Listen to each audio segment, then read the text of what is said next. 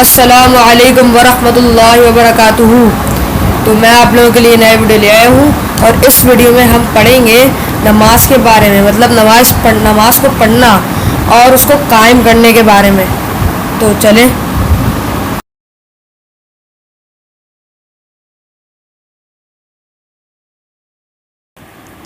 السلام علیکم ورحمۃ اللہ وبرکاتہ۔ تو ہم نے بتایا ہے کہ نماز کے ایک معنی رحمت بھی ہیں، یعنی اللہ تعالیٰ کی رحمت کے حصول کا ایک ذریعہ ہے۔ آقائے نامدار خاتم النبیین تاجدار دو عالم حضور اکرم صلی اللہ علیہ وآلہ وسلم کا یہ بہت بڑا اعزاز ہے کہ آپ صلی اللہ علیہ وآلہ وسلم نے اپنی امت اور بنی نوع انسان کے لیے حصول رحمت کا ایک ایسا طریقہ عطا فرمایا جس طریقے میں انسانی زندگی کی ہر حرکت سمودی گئی ہے۔ مقصد یہ ہے کہ انسان ہر حالت میں اور زندگی کی ہر حرکت میں اللہ تعالیٰ کی رحمت کا ساتھ وابستہ رہے۔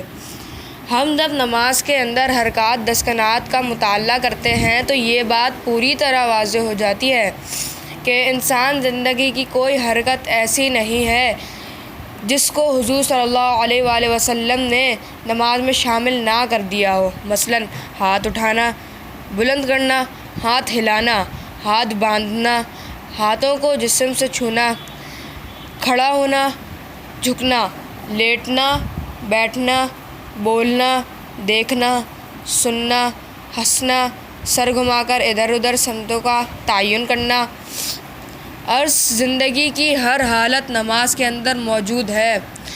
مقصد واضح ہے کہ انسان خواہ کسی بھی کام میں مصروف ہو یا کوئی بھی حرکت کرے، اس کا ذہن اللہ تعالیٰ کے ساتھ قائم رہے اور یہ عمل عادت بن کر اس کی زندگی پر محیط ہو جائے، حتیٰ ہر آن، ہر لمحے اور ہر سانس میں اللہ تعالیٰ کے ساتھ اس کی وابستگی یقینی عمل بن جائے۔ ہم جب نیت باندھتے ہیں تو ہاتھ اوپر اٹھا کر کانوں کو چھوتے ہیں اور پھر اللہ اکبر کہتے ہوئے ہاتھ باندھ لیتے ہیں۔ نماز شروع کرنے سے پہلے یہ ہماری نیتیں ہوتی ہیں کہ ہم یہ کام اللہ تعالیٰ کے لیے کر رہے ہیں۔ نماز کی نیت تعلق دماغ سے ہے، یعنی پہلے ہم دماغی اور ذہنی طور پر خود کو اللہ تبارک و تعالیٰ کے حضور پیش کرتے ہیں۔ ابتدائے افزونش سے اب تک جتنی بھی ایجادات و ترقیات ہوئی ہیں، ان کا تعلق پہلے دماغ سے ہے اور اس کے بعد ہاتھوں سے۔ جب ہم نماز کے لیے ہاتھ اٹھاتے اور اللہ تعالیٰ کی عظمت کا اقرار کرتے تو اس کا مفہوم یہ ہوتا کہ ہم اپنی تمام ذہنی اور دماغی صلاحیتیں اور ترتیب و ایجادات کا رشتہ اللہ تعالیٰ کے ساتھ قائم کر دیتے ہیں۔ یعنی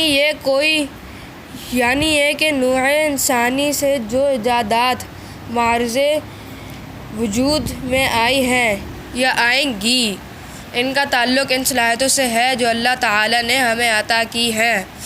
ہم سبحانک اللہم پڑھ کر اللہ تعالیٰ کی پاکیزگی بیان کرتے ہیں اور اس کے بعد اس بات کا اعتراف کرتے ہیں کہ ہمارے اندر بولنے اور بات کرنے، سوچنے اور سمجھنے کی جو صلاحیت موجود ہے وہ دراصل اللہ تعالیٰ کا ایک وصف ہے اور ہمارے اوپر اللہ تعالیٰ کا ایک انعام ہے۔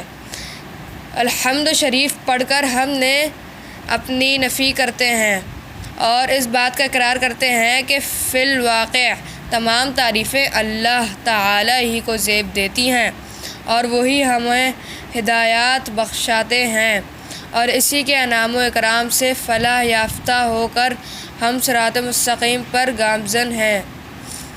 الحمد شریف کے بعد ہم قرآن پاک کی کوئی سورت تلاوت کرتے ہیں، مثلاً ہم سورہ اخلاص، قل هو اللہ شریف پڑھ کر مل کر برملا اس بات کا اعتراف کرتے ہیں کہ اللہ یکتا ہے اور مخلوق یکتا نہیں۔ اللہ احتیاج نہیں رکھتا، وہ کسی کا محتاج نہیں اور سب اس کے محتاج ہیں۔ اللہ نہ کسی کا بیٹا ہے اور نہ باپ۔ اللہ تعالیٰ کی ذات منفرد ہے، یکتا ہے، واحد ہے، لا انتہا ہے، غیر متغیر ہے اور اس کا کوئی خاندان نہیں۔ اب ہم اللہ تعالیٰ کی بڑائی کا اقرار کرتے ہوئے جھک جاتے ہیں اور کھڑے ہو جاتے ہیں۔ کھڑے ہونے کے بعد ایسی حالت میں چلے جاتے ہیں جس حالت کو لیٹنے سے قریب ترین کہا جا سکتا ہے۔ پھر اٹھ کر بیٹھ جاتے ہیں، پھر سجدے میں چلے آتے ہیں، پھر اٹھ کر کھڑے ہو جاتے ہیں۔ آخری رکعت میں کافی دیر نہایت سکون اور آرام سے بیٹھ کر ادھر ادھر دیکھ کر سلام پھیر دیتے ہیں۔ غور و فکر کا مقام ہے کہ حضور صلی اللہ علیہ وآلہ وسلم نے زندگی میں ہر وہ حرکت جو انسانوں سے سرزد ہوتی ہے سب کی سب نماز میں سمودی ہیں۔ مقصد یہی ہے کہ انسان کچھ بھی کرے، کسی بھی حالت میں رہے، اٹھے بیٹھے جھکے، کچھ بولے، ادھر ادھر دیکھے، ہاتھ پیر ملائے، کچھ سوچے، ہر حالت میں اس کا ذہنی ارتباط اللہ تعالیٰ کے ساتھ قائم رہے۔ قرآن پاک میں جتنی جگہ نماز کا تذکرہ ہوا ہے وہاں اللہ تعالیٰ کا ارشاد قائم کرو صلاۃ، اور وہ لوگ جو قائم کرتے ہیں صلاۃ وغیرہ پر غور کرنا ضروری ہے۔ قرآن پاک میں نماز قائم کرنے کی ہدایات کی گئی ہے، یہ نہیں کہا گیا ہے کہ نماز پڑھو۔ صدق اللہ العظیم، جزاکم اللہ خیرا۔